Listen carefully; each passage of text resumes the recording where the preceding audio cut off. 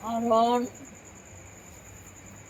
মানুষকে বলছে এই উপদেশ, নরতনু মানুষ, মানুষকে বলে নরতনু।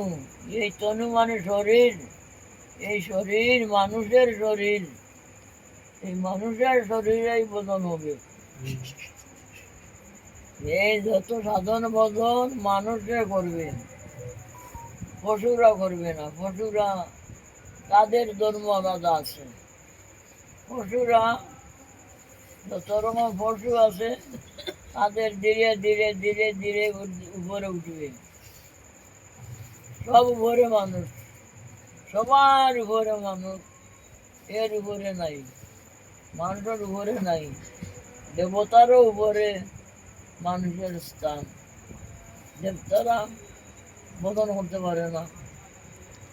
দেবতার যেমন চাকরিয়ান, যারা যারা চাকরিয়ান এরা নিমন্ত্রণ করে দিতে পারে না, নিমন্ত্রণ হইতে পারে না, টাইম নাই, যাইতে পারবে না। কোনো বিয়ে বাড়ি যাবে পারবে না। কিন্তু সাধারণ মানুষ এরা পরাধীন, পরাধীন। আমরা তো মনে করি এ লোকটা চাকরিয়ান, ও কত সুখী।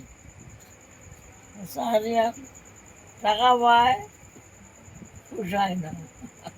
কত টাকা পাওক না কেন, পোষায় না, পোষায় না। ও পরাধীন জীবন কাটায়। চাকরিয়ান যারা, আমরা মনে করি খুব সুখী।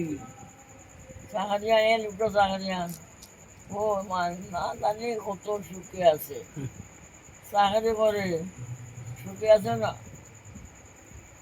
বেতন পায়, পোষায় না, বেতনে পোষায় না, মানে সুখী নাই, সাধু পরাধীন। এ যে ভিখারি, এ স্বাধীন, ভিখারিটা স্বাধীন। সমস্ত মানুষ স্বাধীন, আমরা কারো অধীন নয়। কিন্তু চাকরিয়ান যারা, এরা পরাধীন, এরা চাকর। চাকরিয়ান অর্থাৎ চাকর, करते ही होवे, छुट्टी नहीं पूरा दिन का। যেতে পারবে না, টাইম মতো আসতে হবে, টাইম মতো না আসলে হবে না, কাম কাটে দিব, চাকরি যাইব। চাকর,